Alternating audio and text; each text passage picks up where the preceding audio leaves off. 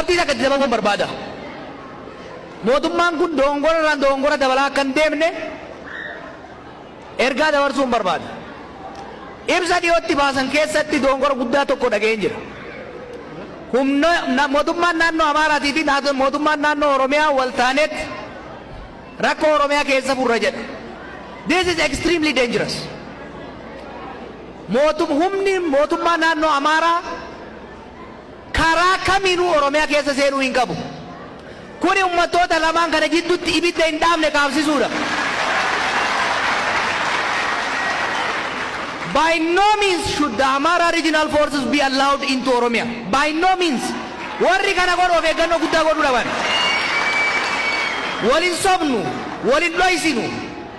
Ummatoota lamaan jidduutti sababa mootummoota dhufaa dabraatiin gadoon jirti. Arrallee gadoon sun jirti.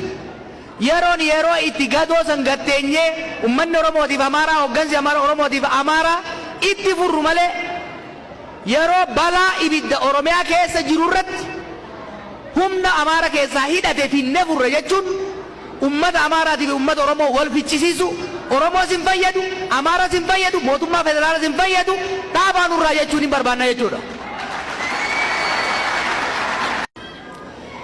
Qabxii takka itti dabaluun barbaada. Mootummaan kun dongora dabalaa kan deemne ergaa dabarsuun barbaada.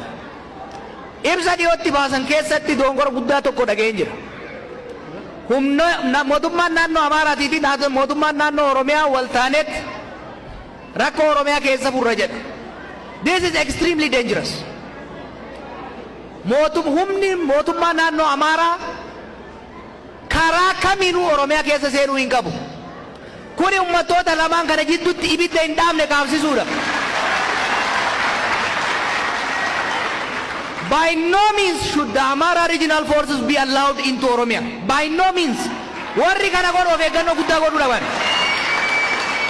Walin sobnu, walin dhoysinu. Ummatoota lamaan jidduutti sababa mootummoota dhufaa dabraatiin gadoon jirti. Arrallee gadoon sun jirti. Yeroo itti gadoo san gatteenyee ummanni Oromootiif Amaaraa hoggansi Oromootiif Amaaraa itti furru malee yeroo balaa ibidda Oromiyaa keessa jiru irratti humna Amaaraa keessaa hidhate finnee furre jechuun ummata Amaaraatiif ummata Oromoo wal fichisiisu. Oromoos hin fayyadu, Amaaraas hin fayyadu, mootummaa federaalas hin fayyadu, dhaabaa nurraa jechuun hin barbaanna jechuudha.